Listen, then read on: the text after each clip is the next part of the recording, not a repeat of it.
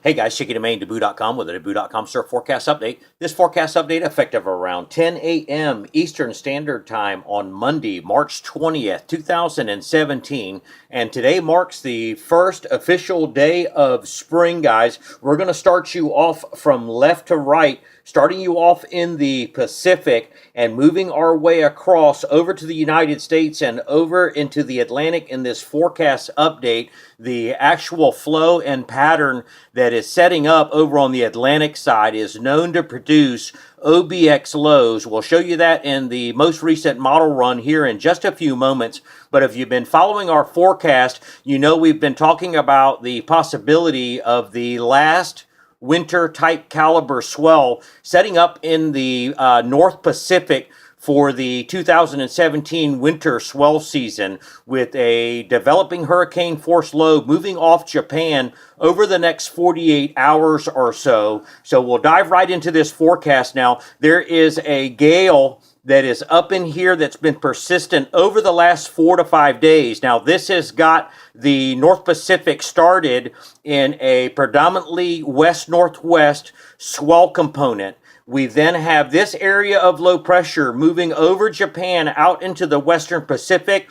This is forecast to develop into a hurricane force low and move up towards the Aleutians. This gale right here is going to move and dissipate, and in effect, because of the way that flow is, this area of low pressure is basically going to move up into here towards the Aleutians and replace this gale with another system producing strong west-northwest swell component. Looking at the latest NOAA 96-hour Ocean Prediction Center forecast, the seas are forecast to develop in excess of 40 feet with this system, and another gale develop in 96 hours just to the west of the central California coast in here. So two systems, one sees in excess of 20 to 25 feet in here in west-northwest swell, and then the big boy moving in here, hurricane force low developing out in here, moving up towards the Aleutians.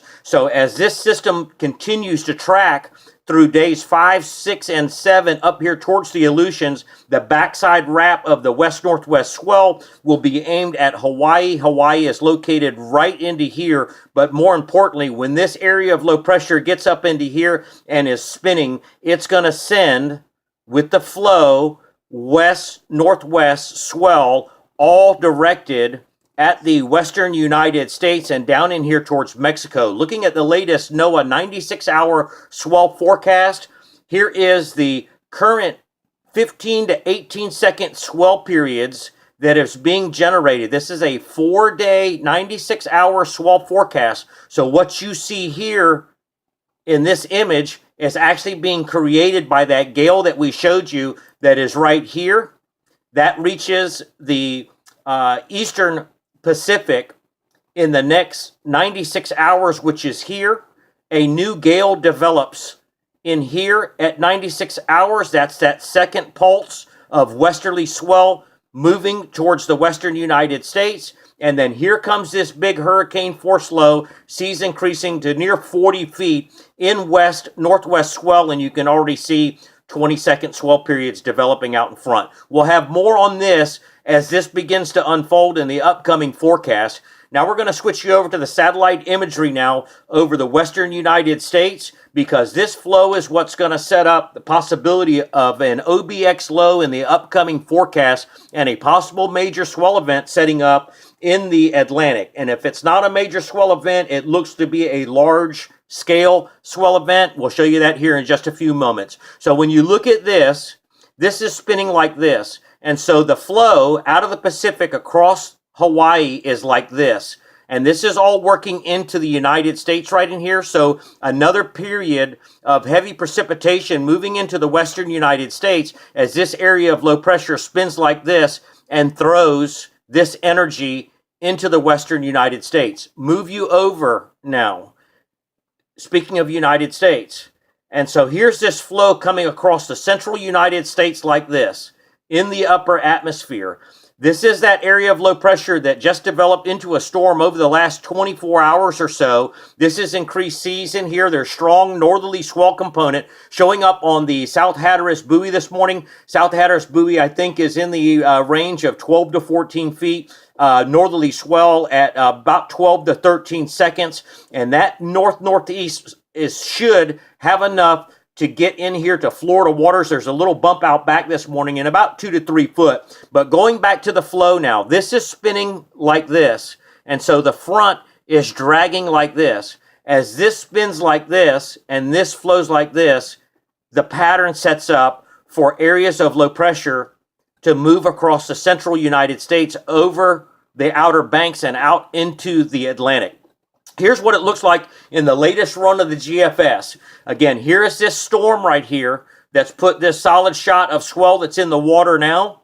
And as we progress the model for you, you'll see that that moves up in here towards Newfoundland. And then we get offshore winds coming up. This image, give me a second, let me adjust this for you. This is going into Wednesday, next 42 to 48 hours. But look at the Outer Banks. Look, area of low pressure moving off the Outer Banks in here. So this is going into Thursday, and strong northeast winds developing off the Outer Banks as weak low pressure begins to try to develop. And then 1035 millibar high moving into the mid-Atlantic. Now this is going to set up a double bubble high. For those who have followed our forecast back in the day, back several weeks ago, we talked about double bubble highs. Let me advance the model for you. Again, strong northeast swell component developing in here. And then look at this little green patch across Florida right in here. This is low pressure trying to tighten up the pressure gradient, and we could see 30-knot winds just off the northeast Florida coast coming up in the upcoming forecast. We'll advance the model for you a little bit more, and this is going into the weekend. Here comes this double bubble high.